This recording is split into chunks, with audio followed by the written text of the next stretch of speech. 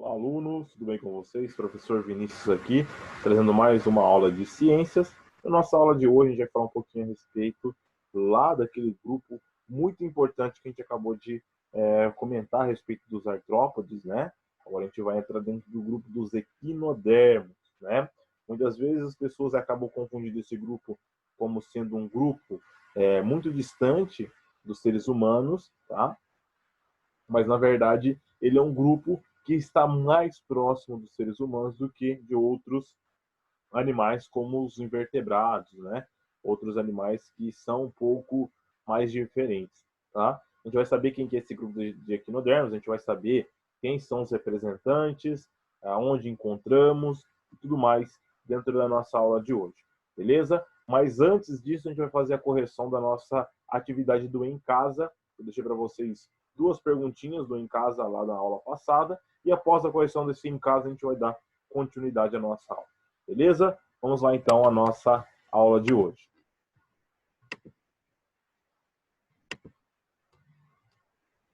Deixa eu só.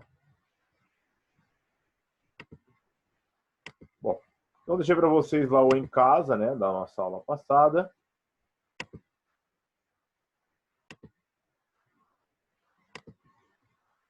Deixei lá o nosso Em Casa da aula passada, só escapou um pouquinho aqui, mas tudo bem.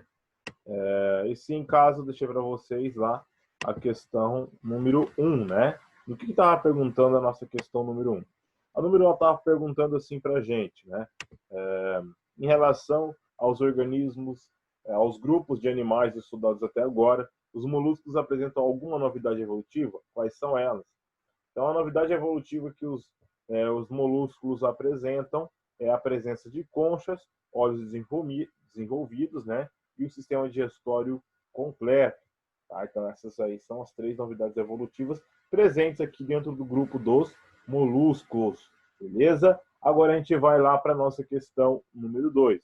Né? A questão número 2 é um pouquinho mais complexa do que a questão número 1. Tá? Para quem ainda não corrigiu o número 1, dá um pause no vídeo, corrija aí rapidinho, né? Presença de conchas, olhos desenvolvidos e sistema digestório completo. Na 2, ela está perguntando assim para a gente. Faça um pequeno texto caracterizando os anelídeos, leve em conta o aspecto geral do corpo, o habitat, o modo de vida e as formas de reprodução. Então, os anelídeos, né, não precisa estar igual o texto que o professor fez aqui, né? Pode estar um pouco maior, pode ser um pouco menor, pode falar de mais coisas, pode falar de menos coisas, tá? Mas aqui eu fiz só um textinho básico falando a respeito dos anelídeos, né? Que é o que a pergunta 2 está perguntando para a gente, está pedindo para a gente fazer. Então, os anelídeos são animais que possuem um hábito de vida diversificado, né? Podendo ser encontrado em ambientes aquáticos, ambientes terrestres úmidos ou ambientes semiaquáticos. Seus representantes eles podem ser hermafroditas, ou seja, possuírem os dois sexos, e esses animais são de uma importância muito grande para a população, uma importância ambiental muito grande para a degradação de matéria orgânica. Beleza? Então, esse é o texto aí falando a respeito dos anelídeos, né? Ficou bem completo. Falei a respeito do hábito de vida, falei sobre o modo de reprodução, falei da importância que ele tem para o meio ambiente e também falei sobre a respeito dos seus hábitos alimentares. Beleza? Ah, professor, falei de menos, mas fiz um texto. Ok. Falei mais do que isso, professor. Melhor ainda. Beleza, pessoal? Bom, então nessa correção mais ou menos seria isso, tá? Para quem não conseguiu acompanhar, dá um pause no vídeo e volta para fazer essa correção. E para quem já terminou essa correção, a gente vai dar continuidade com a nossa aula de hoje, beleza? Bom, como eu falei para vocês no início do vídeo, nossa aula de hoje, né? A gente vai falar um pouquinho a respeito lá dos equinodermos. E quem é o grupo dos equinodermos, né? Os equinodermos, né? Ele é o grupo de invertebrados que vamos estudar agora nessa parte da nossa aula, né? E os representantes deles são os pepinos do mar, o ouriço do mar e as estrelas do mar. Tá?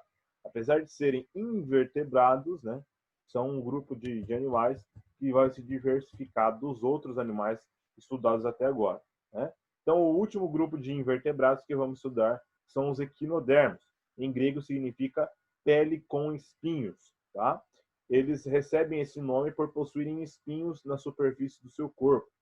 Você certamente deve conhecer ou já ouviu falar de alguns deles, né? Como as estrelas do mar, serpentes do mar, ouriços do mar, bolachas do mar, da praia, os lírios do mar, tá? E os pepinos do mar. O termo do mar aparece no nome de quase todos eles, porque todas as espécies conhecidas são marinhas, tá? Lembra, não sei se vocês já viram na beira da praia, né? Essas bolachas aqui. Quando a gente encontra uma daquela, né? Quer dizer que a gente encontrou um equinodermo, tá? Aqui nas praias do Paraná é bem comum, bem fácil de encontrar essas bolachas. A maior parte delas já estão quebradas porque elas são muito frágeis, tá? Mas ela é um tipo de equinodermo, um tipo de invertebrado que vivia ali naquele exoesqueleto, né? A gente encontra apenas o exoesqueleto, ela ainda não, com certeza, quando a gente encontra na praia, ela já faleceu, já morreu, tá?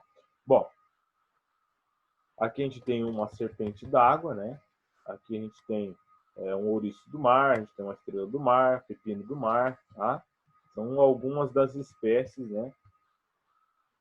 Que a gente encontra dentro desse grupo dos equinodermos. Então, os equinodermos, eles formam um grupo de invertebrados mais próximos dos cordados. Então, é o grupo que a gente faz parte, né? Como os peixes, anfíbios, répteis, aves e mamíferos. Você veja a filogenia dos animais no início do módulo da página 239.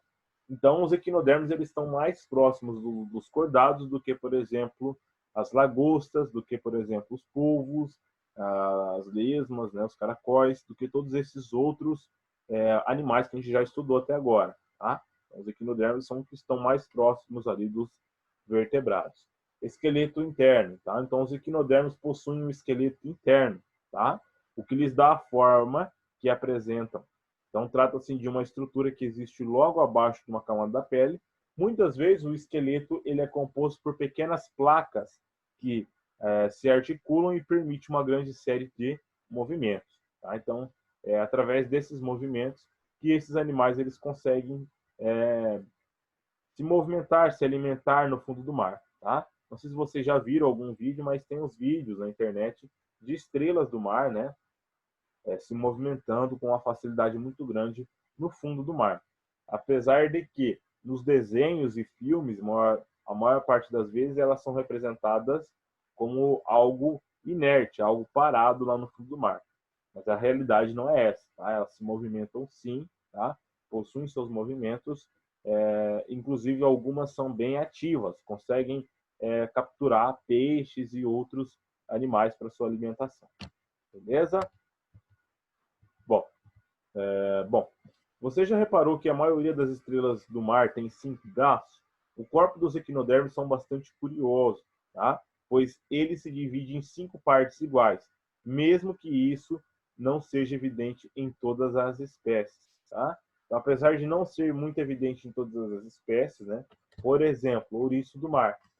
Como que eu vou dividir isso aqui em 5 partes iguais? É difícil, né? Como no pepino do mar. Como que eu vou dividir isso aqui em 5 partes iguais?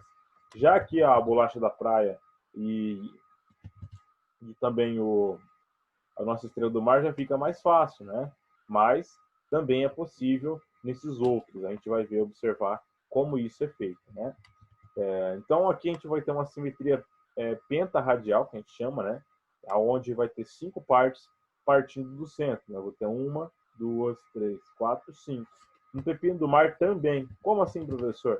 Eu vou observar ele não nessa parte lateral, e sim de cima para baixo, como a gente observa também os outros. Tá? E ali a gente vai observar que vai ter 5 partes idênticas partindo do meio.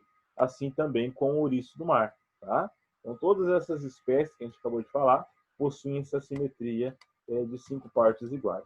Tá? Pés para que te quer, né? Então, os equinodermos, eles se locomovem pelo fundo dos mares, né? De uma forma muito curiosa, podendo nadar, no caso de alguns lírios do mar, né? Ou usar os pequenos e numerosos pés ambulacrários, tá? Atrás da estrela do mar, por exemplo, né? Que no latim significa andar, que possui embaixo do seu corpo, né? Como as estrelas do mar, serpentes do mar, ouriços do mar e bolachas da praia, o movimento desses pés faz com que o animal deslize sobre o substrato. Esses mesmos pés também podem ajudar a levar o alimento até a boca ou fixar o animal nos substratos. Tá? Então, esse animal vai possuir vários pés, né, chamados de pés ambulacrários, que vai facilitar com que ele consiga se locomover no fundo do mar, ou que ele consiga também se fixar no fundo do substrato do mar e tudo mais. Beleza? Comendo de tudo um pouco. Né? Então, as estrelas do mar são predadoras carnívoras que se alimentam de quase todos os tipos de invertebrados, preferencialmente caramujos, mariscos, crustáceos, outros equinodermos e até peixes. Tá? Algumas conseguem abrir a concha de ostras e mexilhões e introduzir dentro dela parte do seu sistema digestório, no caso o estômago. Esse órgão digere todas as partes moles do molúsculo, que portanto servem de alimento para as estrelas do mar. As serpentes do mar, né, são assim chamadas pelos movimentos serpenteantes de seus braços, né, muito finos. Elas se alimentam como a maioria dos lírios do mar, filtrando partículas presentes na água e no plâncton. Os pepinos do mar alimentam-se de algas e de restos de outros animais no fundo do mar. Os ouriços do mar possuem ao redor de sua boca um conjunto de placas raspadoras que são usadas para raspar algas, corais e esponjas. Tá? Geralmente, esses ouriços do mar a gente encontra quando, não sei se vocês já tiveram a oportunidade de ir para a praia, tá? Mas se vocês tiveram, não sei se vocês viram rochas, né? Vamos dizer assim, pedras gigantescas dentro de alto mar. Quando dentro dessas pedras vai ficar bastante buraco. Eu vi isso na Ilha do Mel, tá? No costão rochoso que tem lá. Tem vários buracos na parede da rocha, tá? E os ouriços do mar ficam fixados ali. E aí eles vão raspando para se alimentar dessas algas, das esponjas do mar que ficam presas naquelas rochas que ficam ali, tá? É bem interessante essa parte. Depois que a gente estuda, que a gente fica sabendo disso, que a gente começa a prestar mais atenção. Então, se vocês tiverem a oportunidade de ir novamente para a praia, se tiver alguma rocha lá próxima da areia, observem isso que vocês vão perceber que tem pequenos buracos, tá? Bem redondinho na pedra. Lá eles são feitos por ouriços do mar, tá? Dando continuidade então, né? Você sabia que a estrela se regenera? Então os equinodermos, eles, assim como as esponjas e as planárias, né, possuem uma capacidade muito grande de regeneração, tá? Então o que acontece? Quando partes delas são danificadas ou se perdem, né? As estrelas do mar, elas conseguem fazer a regeneração desse pedaço perdido. E muitas vezes as partes perdidas podem originar uma nova estrela do mar. Incrível, não? Então o que acontece? Quando acontece a perda do braço dessa estrela do mar, aquele pedaço ele pode gerar um novo indivíduo e aqui ela não vai ficar sem aquele braço, vai acontecer uma regeneração daquela parte que ela perdeu, tá? E ali ela vai ficar novinha em folha. Enquanto que aquele pedaço que perdeu, ela pode dar origem a um novo indivíduo lá, tá? A gente chama isso de reprodução assexuada, quando não tem a troca de gametas. Beleza? Vamos agora à nossa atividade número 4, né? Então, vamos lá para nosso exercício no menu da atividade número 4. Quais são as principais novidades evolutivas que aparecem nos equinodermos, né? Então, equinodermos, a gente vai ter a presença de espinhos na pele, tá?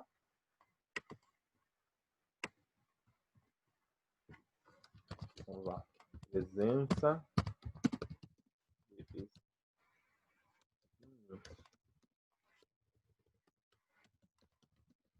na pele e esqueleto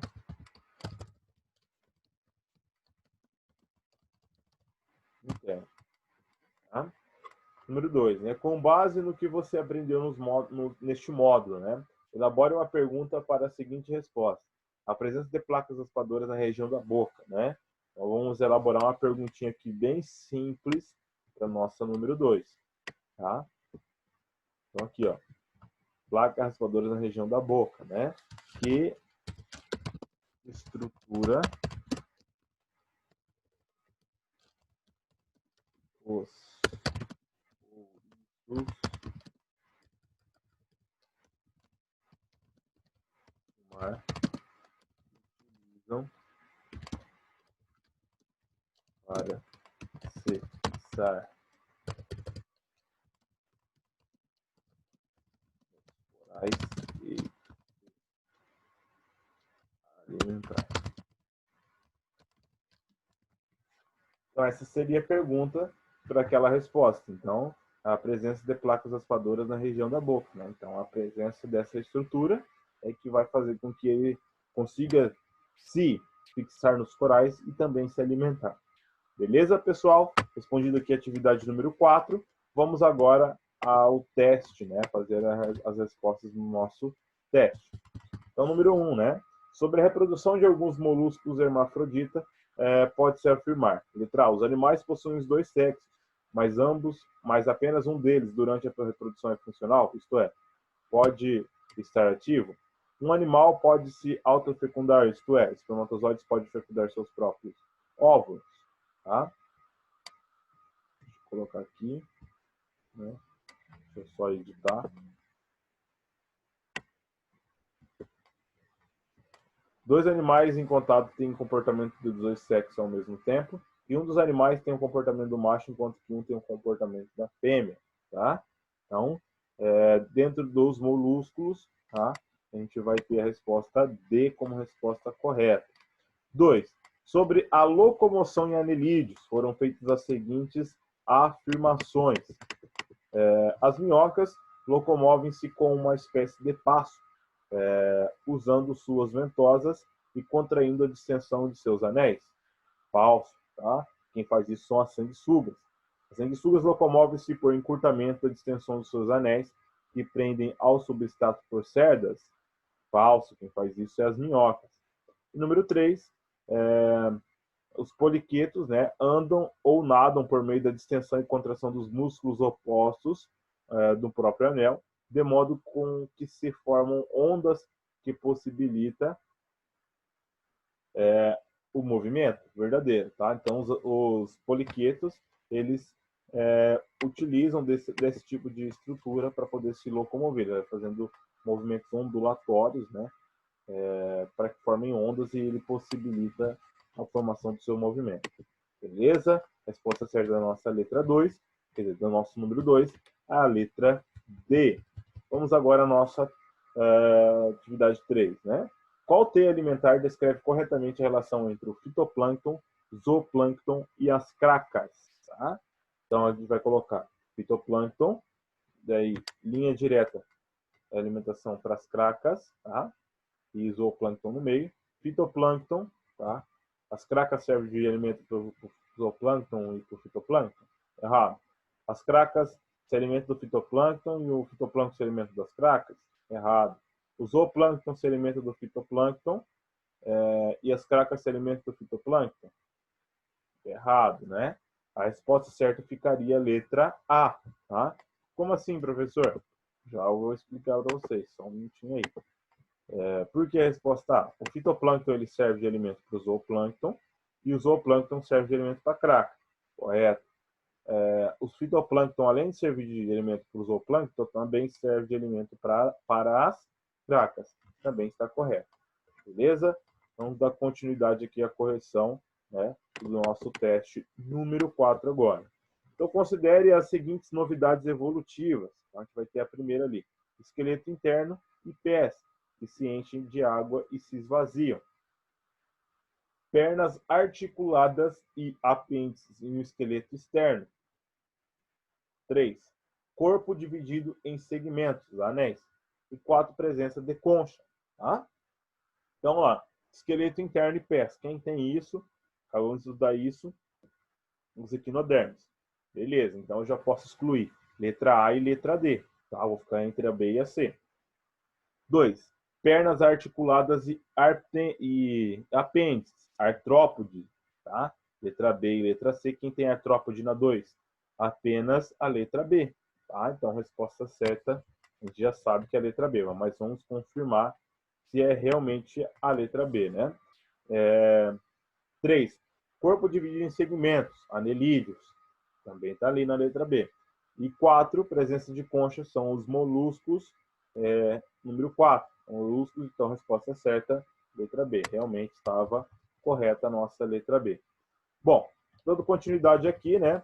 A gente vai falar um pouquinho agora em relação ao nosso em casa, né? Então a gente vai fazer agora o número 3, e vou deixar também o número 4 para vocês realizarem como tarefa de casa da nossa aula de hoje.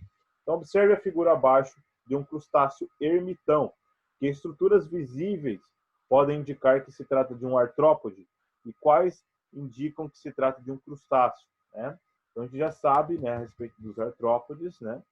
Quais estruturas demonstram para mim que ele é um artrópode e quais estruturas demonstram para mim que ele é um crustáceo, né? Pertencente ao grupo dos camarões, caranguejos e lagostas. E a número 4 está pedindo para a gente o seguinte: leia o texto a seguir e responda as questões propostas, né? Então, vocês vão fazer a leitura do texto e aí vocês vão responder qual a característica exclusiva dos equinodermos descrita no texto. B. Qual é a relação entre os pés ambulacrários e os tentáculos que aparecem nesse texto? E letra C. Os tentáculos são relacionados em qual processo vital do pepino do mar? E letra D. No texto fica claro que os equinodermos possuem uma propriedade comum também aos poríferos e aos plateumintos. Qual é essa propriedade? Beleza, pessoal? Bem simples essas atividades que eu vou deixar para vocês para casa, número 3 e número 4, tá? Na nossa próxima aula eu volto com a correção dessas atividades e a gente vai dar continuidade falando a respeito dos cordados. Beleza, pessoal? Grande abraço a todos e até a nossa próxima aula. Até mais, pessoal!